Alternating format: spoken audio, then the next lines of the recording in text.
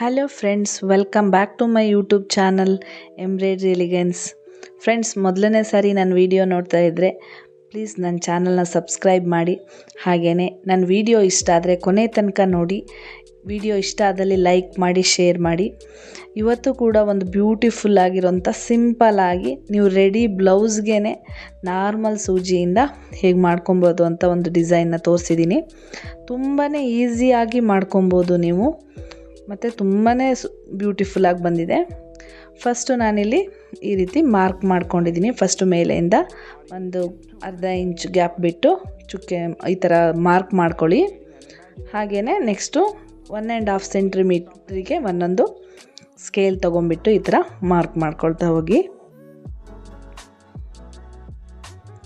ಸ್ಟಾರ್ಟಿಂಗಿಂದನೂ ಸ್ವಲ್ಪ ಗ್ಯಾಪ್ ಬಿಟ್ಕೊಳ್ಳಿ. ಸ್ಕೇಲ್ನಲ್ಲಿ ಒಂದು first line ಇರುತ್ತಲ್ಲ ಅಷ್ಟು ಗೆರೆನ ಸ್ಟಾರ್ಟಿಂಗಲ್ಲಿ ಮಾರ್ಕ್ ಮಾಡ್ಕೊಳ್ಳೋಕ್ಕಿಂತ ಫಸ್ಟ್ ಸ್ಟಾರ್ಟಿಂಗ್ ನೆಕ್ ಇರುತ್ತಲ್ಲ ಅಲ್ಲೂ ಬಿಟ್ಕೊಳ್ಳಿ. ಹಾಗೆಯೇ 1.5 ಸೆಂಟಿಮೀಟ್ರಿಗೆ ಒಂದೊಂದು ಈ ಥರ ಮಾರ್ಕ್ ಮಾಡ್ಕೊಳ್ಳಿ. ನೆಕ್ಸ್ಟು ಮಾರ್ಕ್ ಆದ ನಂತರ ನಾನಿಲ್ಲಿ ಸ್ಕ್ವೇರ್ ಶೇಪ್ದು ವೈಟ್ ಕಲರ್ದು ಈ ಥರ ಕ್ಲಿಪ್ ಸ್ಟೋನ್ ತಗೊಂಡಿದ್ದೀನಿ. ಹಾಗೆಯೇ ನೀಟಾಗಿ ಪ್ರತಿಯೊಂದು ಮಾರ್ಕಿಗೂ ಈ ರೀತಿ ಗ್ಲೂ ಅಪ್ಲೈ ಮಾಡಿಕೊಂಡು ಸ್ಟಿಕ್ ಮಾಡ್ಕೊಳ್ಳಿ.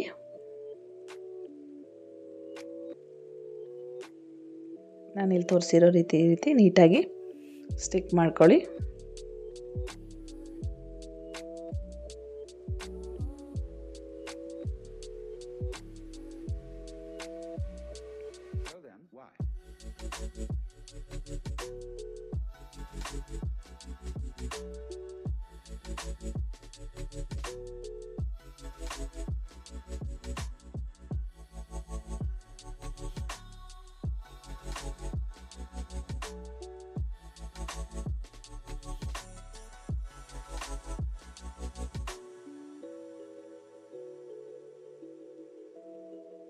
ನೆಕ್ಸ್ಟು ಇಲ್ಲಿ ನಾನು ಶುಗರ್ ಬೀಡ್ಸ್ ಅಂದರೆ 0 ಬೀಡ್ಸೇ, ಬಟ್ ಶುಗರ್ ಬೀಡ್ಸ್ ಅಲ್ಲ, ಇದು 0 ಸೈಜ್ ಬೀಡ್ಸೇ, ಬಟ್ ಶುಗರ್ ಬೀಡ್ಸ್ ಅಲ್ಲ, ಅದರಲ್ಲೇ ನೆಕ್ಸ್ಟ್ ಬರುತ್ತೆ ಆ ಸೈಜ್ದು ಬೀಡ್ಸ್ ತೊಗೊಂಡಿದ್ದೀನಿ.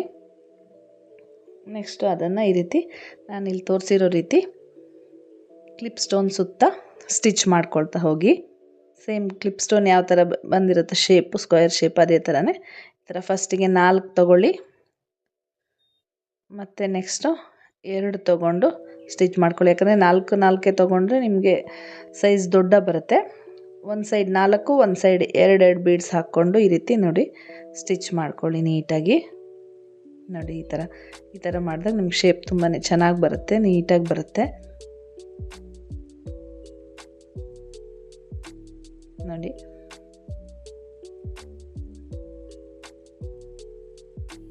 ನೋಡಿ ಈ ಕಡೆ 2 ತೊಗೊಂಡಿದ್ದೀನಿ, ಆಪೋಸಿಟ್ 4, ಆಪೋಸಿಟಲ್ಲಿ 2 ತೊಗೊಳ್ಳಿ. ಈ ಥರ ನೋಡಿ ನೀಟಾಗಿ ಬಂದಿದೆ. ನೆಕ್ಸ್ಟು ಬ್ಯಾಕ್ ಸೈಡ್ನಲ್ಲಿ ಒಂದೊಂದು ಒಂದೊಂದು ಸ್ಟೋನಿಗೂ ಫಿನಿಶಿಂಗ್ ಆದ ನಂತರ ಒಂದೊಂದು ಬ್ಯಾಕ್ ಸೈಡಲ್ಲಿ ಸ್ಟಿಚ್ ಮಾಡ್ಕೊಳ್ಳಿ.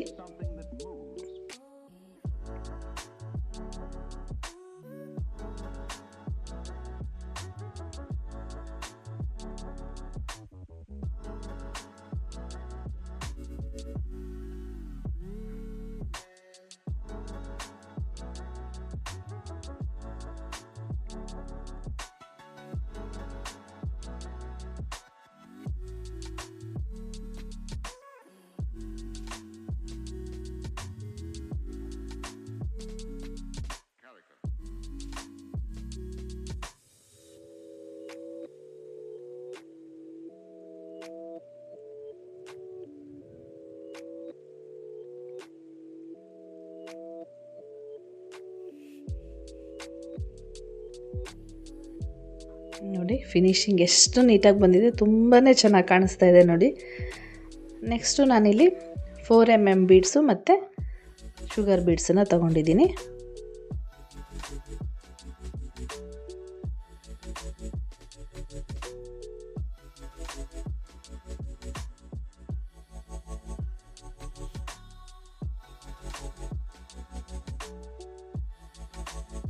ಫೋರ್ ಬೀಡ್ಸ್ನ ಈ ರೀತಿ ತೊಗೊಂಡ್ಬಿಟ್ಟು ನೀವು ಈ ರೀತಿ ಆ ಕಡೆ ಈ ಕಡೆ ಸೈಡು ಸ್ಟಿಚ್ ಮಾಡ್ಕೊಳ್ಳಿ.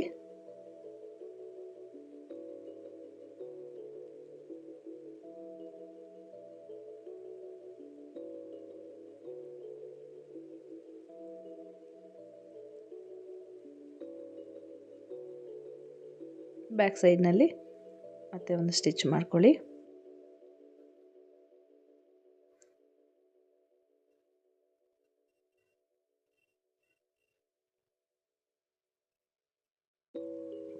ಒಂದು 4 mm ಬಿಡ್ಸು, ಒಂದು ಶುಗರ್ ಬಿಡ್ಸನ್ನು ಈ ರೀತಿ ವಿ ಶೇಪ್ನಲ್ಲಿ ಡೈಮಂಡ್ ಸ್ಟಿಚ್ ಮಾಡಿದ್ದೀವಲ್ಲ ನಾವು, ಅದ್ರ ಕೆಳಗಡೆ ಮಧ್ಯ ಗ್ಯಾಪ್ನಲ್ಲಿ ಈ ರೀತಿ ವಿ ಶೇಪ್ನಲ್ಲಿ ಆ ಕಡೆ ಸೈಡ್ ಒಂದು ಈ ಕಡೆ ಸೈಡ್ ಒಂದು ನಾನಿಲ್ಲಿ ತೋರಿಸಿರೋ ರೀತಿ ಸ್ಟಿಚ್ ಮಾಡ್ಕೊಳ್ಳಿ.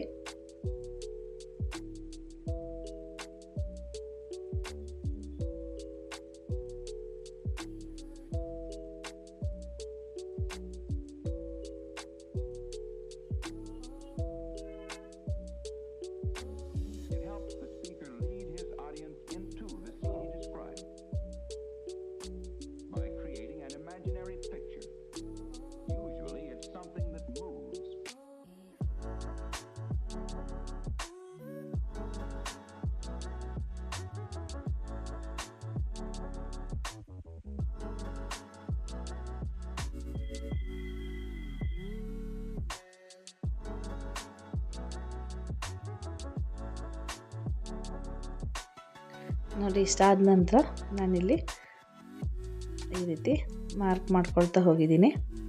ರ್ಯಾಂಡಮ್ ಆಗಿ ಮಾರ್ಕ್ ಮಾಡ್ಕೊಳ್ಳಿ ಈ ಥರ ಮಧ್ಯೆ ಒಂದೊಂದು ಚಿಕ್ಕ ಚಿಕ್ಕ ಬುಟ್ಟ ಮಾಡೋದಕ್ಕೆ.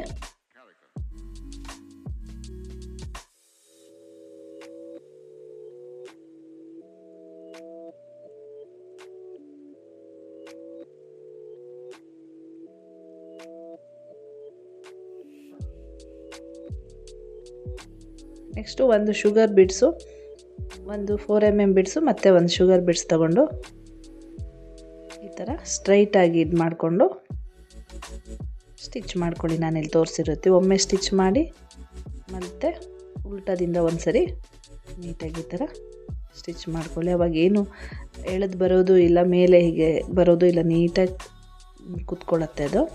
ಮತ್ತು ಬ್ಯಾಕ್ ಸೈಡ್ನಲ್ಲಿ ಈ ರೀತಿ ನಾಟ್ ಹಾಕ್ಕೊಳ್ಳಿ. ಇದೇ ಥರ ಎಲ್ಲ ಬುಟ್ಟಗಳಿಗೂ ಸ್ಟಿಚ್ ಮಾಡ್ಕೊಳ್ತಾ ಹೋಗಿ. ಎಲ್ಲೆಲ್ಲಿ ಮಾರ್ಕ್ ಮಾಡ್ಕೊಂಡಿರ್ತೀರ ಅಲ್ಲಲ್ಲಿ.